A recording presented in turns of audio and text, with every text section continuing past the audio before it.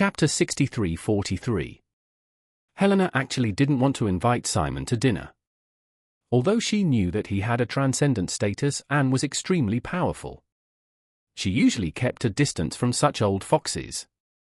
Inviting him to the palace for a banquet was actually Charlie's instruction. Charlie felt that Simon was the world's largest money owner today.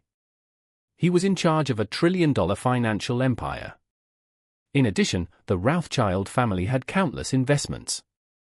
Because it was strong and had more and better resources to make money, many wealthy people in Europe and the United States would hand over a considerable portion of their funds to the Rothschild family's investment fund management to obtain a higher and more stable investment rate of return. If this part of the funds was also counted, the scale of funds that Simon could mobilize would be immeasurable.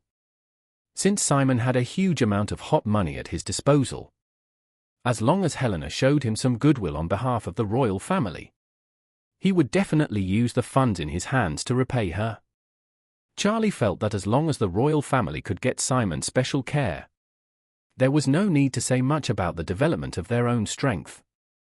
More importantly, the influence of the entire royal family within the country would reach an unprecedented height. Helena's support rate there is already very high. If she can continue to attract a lot of investment and take the economic development speed to a higher level, the people's support for her will also rise. In Charlie's view, Helena is now a good opportunity to control Simon.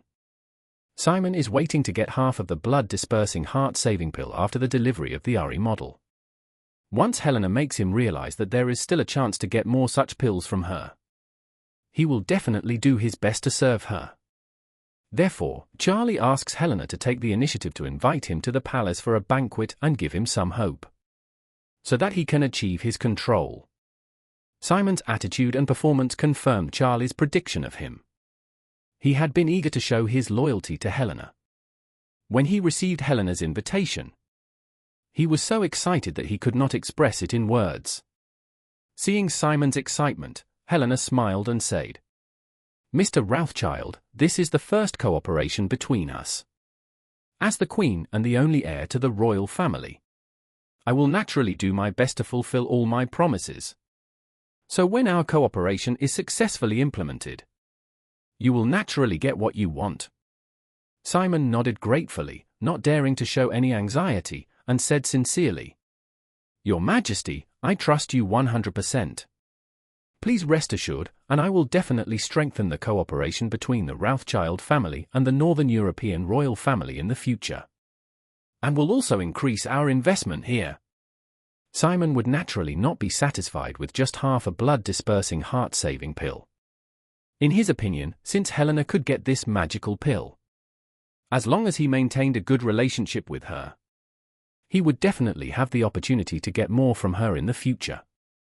Helena knew what Simon was up to, but she also knew in her heart that whether he could continue to get more pills depended on whether he could satisfy Charlie. At this time, Charlie's attention was not on Simon at all. The four of them stopped whispering and came to the central console where the technicians of both sides were connected. They listened to them communicating professional issues while demonstrating the operation of the Ari model. Although Charlie didn't understand, he listened very seriously, because he knew that this represented the top advanced productivity today and the future development direction. The night in Northern Europe came early. At 4 o'clock in the afternoon, it was already dark outside. Helena invited Simon to the palace for a banquet.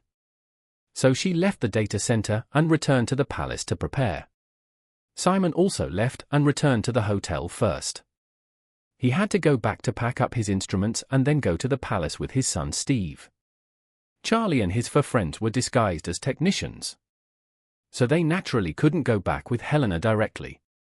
Besides, they had no other plans at night, so they simply stayed on site to observe and learn. Simon returned to the hotel where he was staying. He went directly to the room where his son was.